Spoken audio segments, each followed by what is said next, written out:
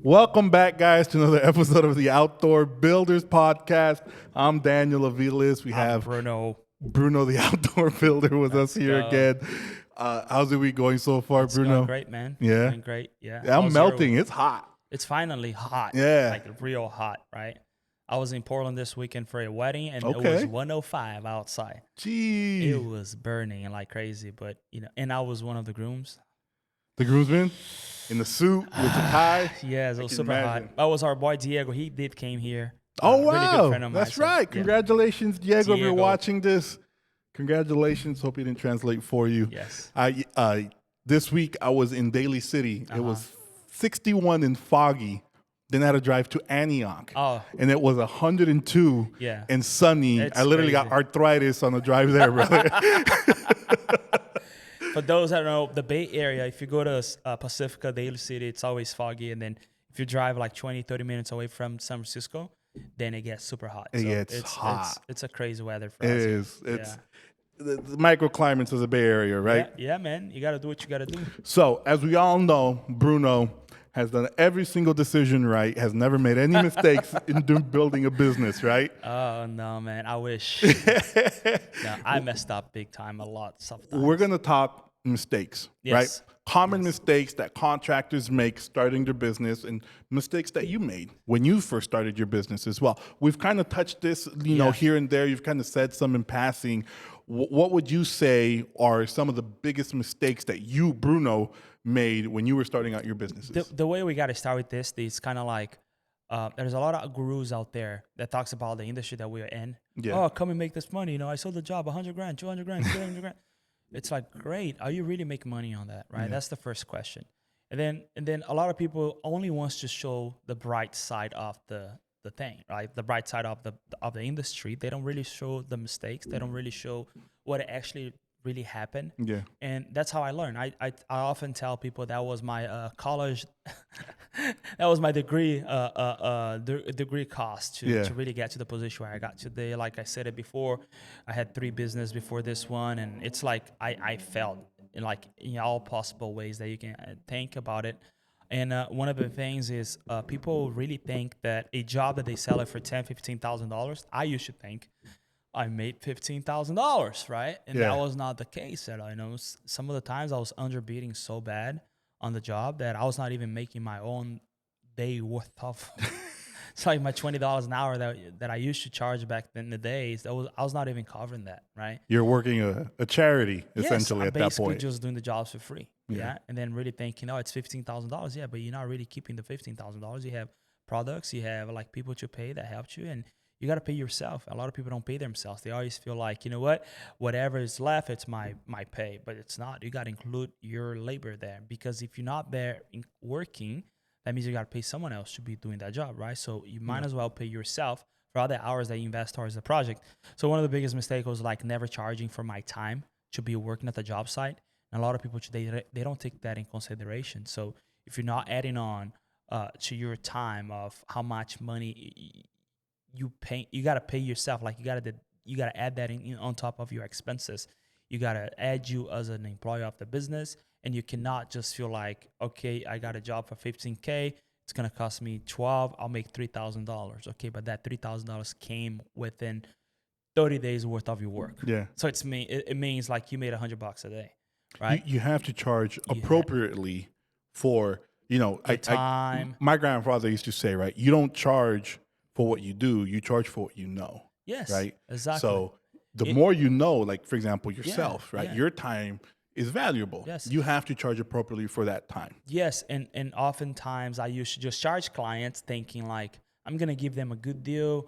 It's going to take me 5 days, and, I'll make $2,000 in 5 days, right?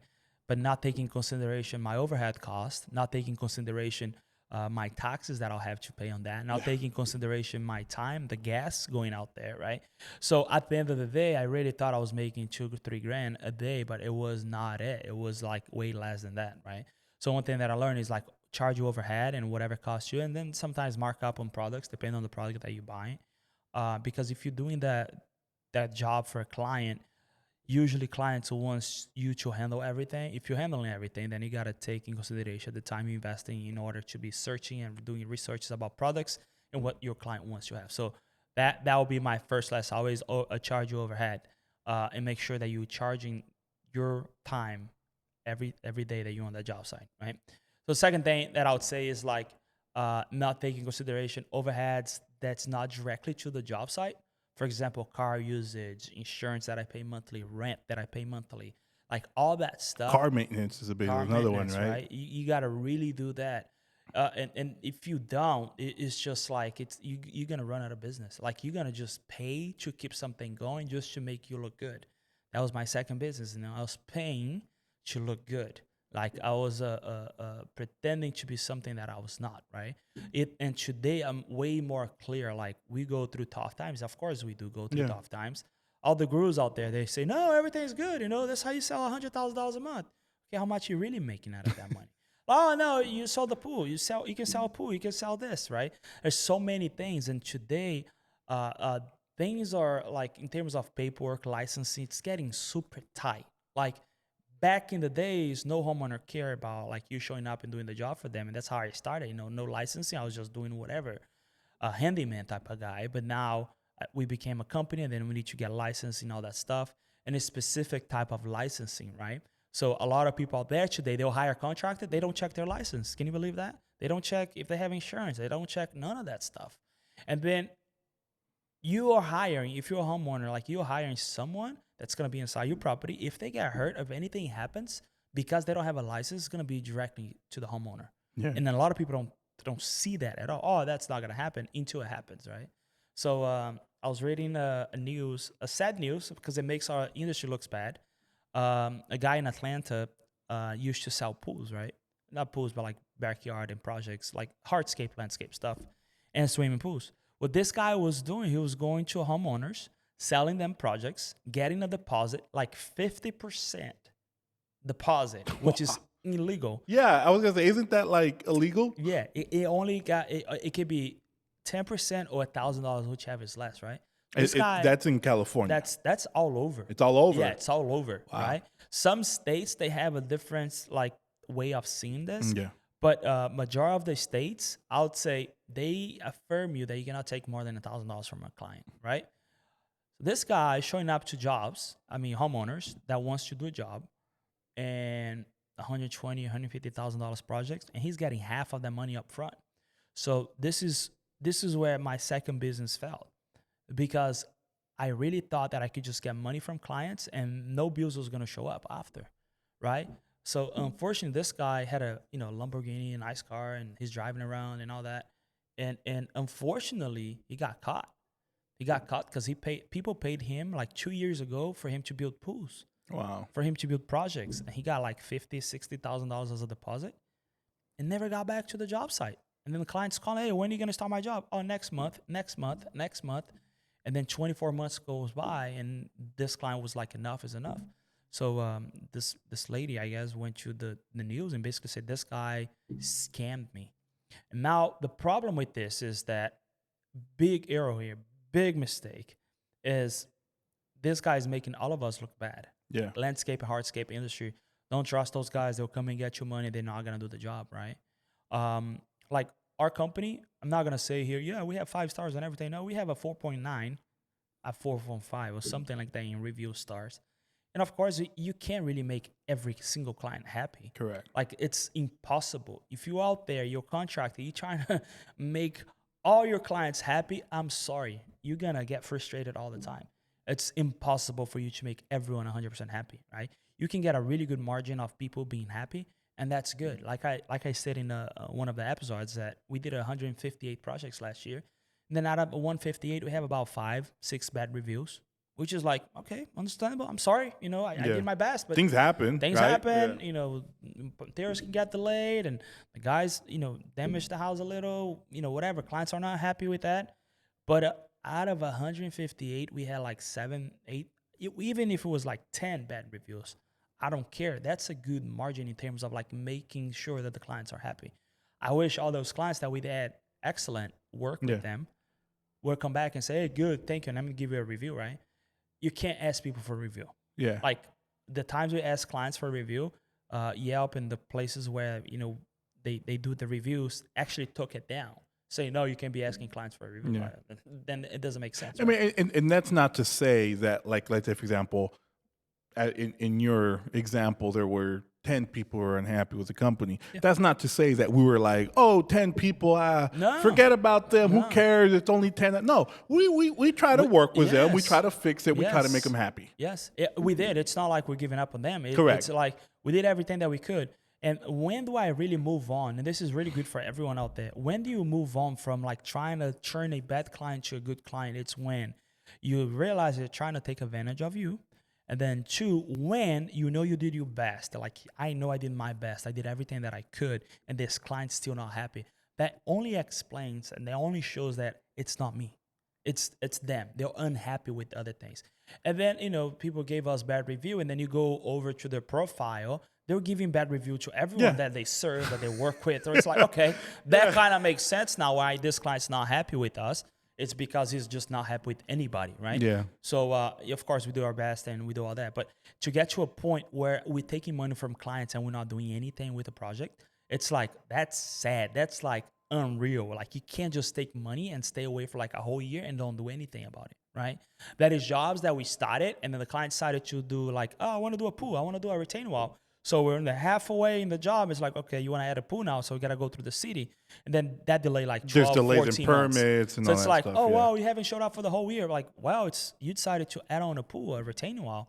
So now I have to stop everything. I can't really build anything until we have the permit, right? So I did have a job or two where, we had to wait 8 months, 12 months. It sucks for me. It sucks for the client.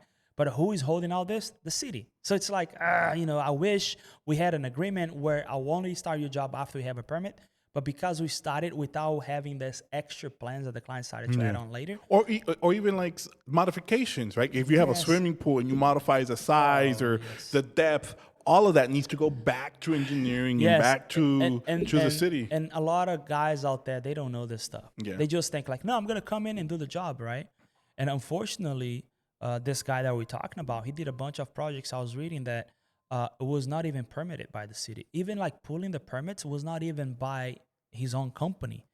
It was like someone else's license that he was using in order for him to get jobs. Wow. So it's like this guy didn't have his own business. It was like someone else's business that he was up and running and doing all this like guru, I'm the best guy. I know what I'm doing. I'm the good contractor.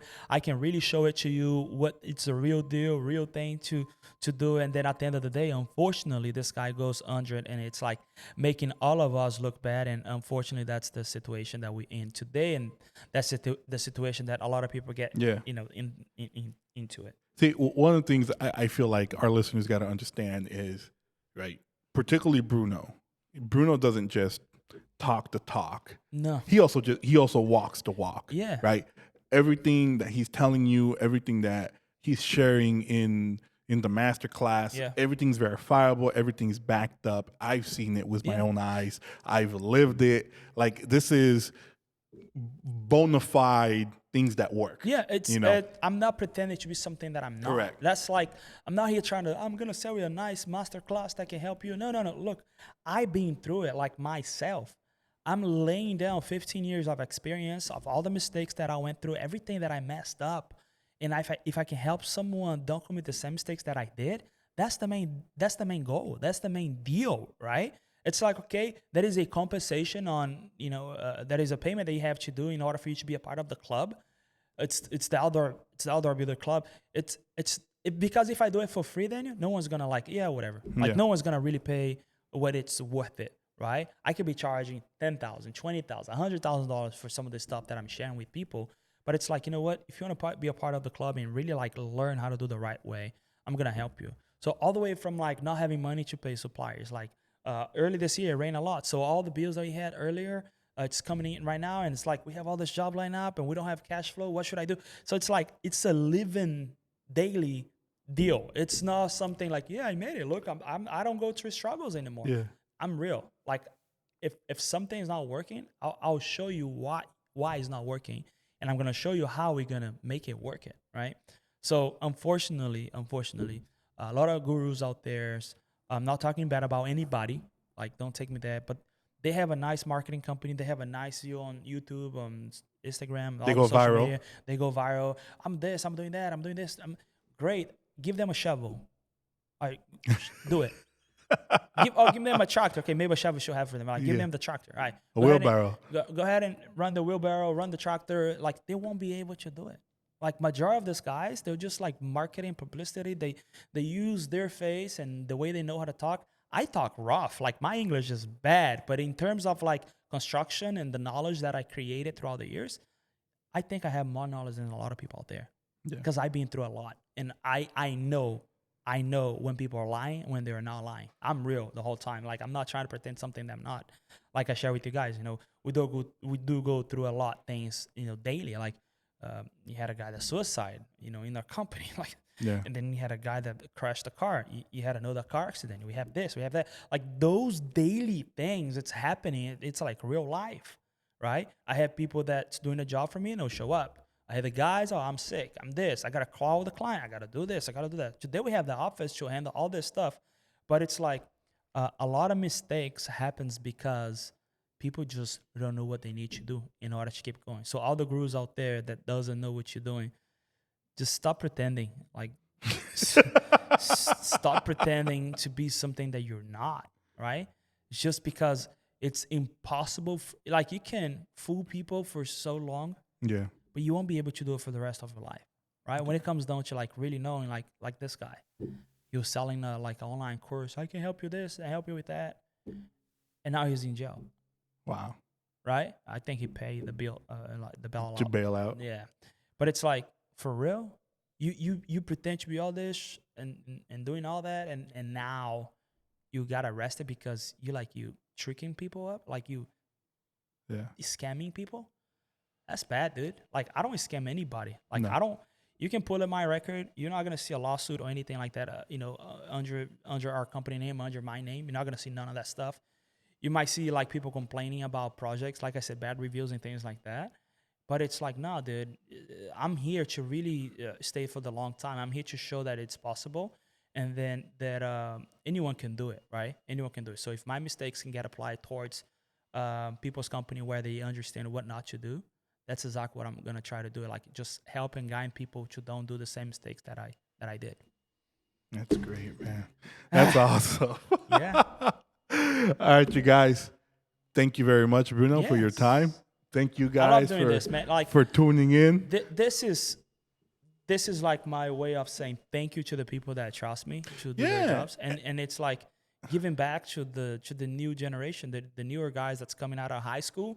And they have a dream to have their hardscape business. And it's like, dude, just listen. Like, get other people's mistakes and apply it towards your life, and you're not going to do the same mistakes. And this is like, we don't discuss this beforehand, right? No, we don't. Like we just show up and we talk. But, so I haven't run this by him, but if there's anybody out there who's doubting this stuff, I challenge you guys to come here.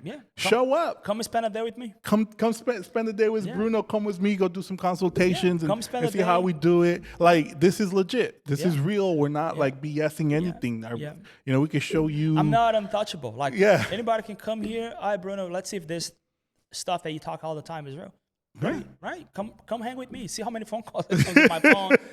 All the message, all the babysitting, grown-ups, all the stuff that I have to do daily, right?